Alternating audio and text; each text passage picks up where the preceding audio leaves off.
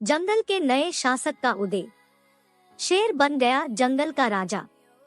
हरे भरे जंगल में आज का दिन बहुत खास था। जंगल सांस रोककर खड़ा था। हवा में तनाव का एहसास था जो घने पेड़ों और झाड़ियों के बीच से गुजर रहा था। आज वो दिन था जब नए राजा का चयन किया जाना था। न वंश के आधार पर, न खानदान के आधार पर, बल्कि प्रतिस्पर्धा की कसौटी पर हाथी से लेकर छोटे से छोटे कीट तक हर प्राणी साफ मैदान में जमा हुआ था। उनकी नजरें केंद्रीय अखाड़े पर टिकी थी। सूर्य तेज धूप बरसा रहा था, जिससे सफाई क्षेत्र कठोर और अक्षम्य प्रकाश में नहाया हुआ था। चुनौती सरल फिर भी क्रूर थी। एक युद्धशाही अंतिम खड़ा प्राणी को राजा का ताज पहनाया जाएगा।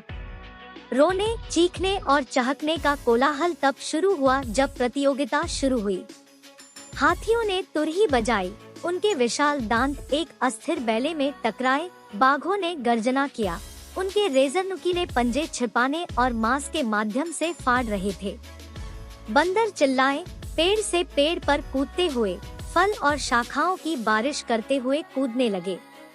अराजकता के बीच में शेर लियो खड़ा था। उसका अयाल, उसके सिर के चारों ओर एक सुनहरा प्रभामंडल उसकी मांसपेशियों की ताकत से लहराता था। उसकी आंखें, जो आमतौर पर शांत और राजसी होती थी, अब एक उग्र दृढ़ संकल्प से जल रही थी। वह इस पल के लिए पैदा हुआ था, नेतृत्व करने के लिए। वह आगे बढ़ा। उसकी गुर्राना केवल धमकियां नहीं थी, वे प्रभुत्व की घोषणाएं थी जो जंगल के बहुत ही मूल में गूंजती थी। वह एक ऐसी क्रूरता के साथ लड़े जिसने सबसे अनुभवी योद्धाओं को भी चौंका दिया।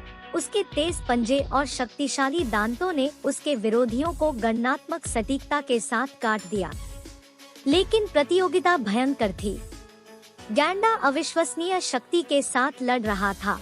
उसका सींग एक घातक हथियार था जो सबसे बड़े जानवर को भी मार सकता था। दरियाई घोड़ा एक जीवित टैंक की तरह अपने रास्ते में किसी भी चीज को कुचल रहा था। और तेंदुआ चिकना और चुपके से एक छाया की तरह चला गया, अप्रत्याशित कोणों से घातक सटीकता के साथ हमला किया। युद्ध अनंत काल तक चलता रहा। जंगल लहूलुहान हो गया, जो हारे हुए जानवरों से अटा पड़ा था। हवा खून और डर की महक से भर गई थी। एक के बाद एक दावेदार गिर गए। राजा बनने के उनके सपने मौत के क्रूर नृत्य में बुझ गए। अंत में केवल लियो और तेंदुआ रह गए। वे एक दूसरे को घेरते हुए सावधान और केंद्रित रहते थे। तेंदुआ एक कर्कश दहाड़ के साथ लियो पर पहला हमला किया, लेकिन लियो तैयार था। उसने हमले को टाल दिया, अपने बेहतर आकार और ताकत का उपयोग करते हुए तेंदुए को जमीन पर पटक दिया।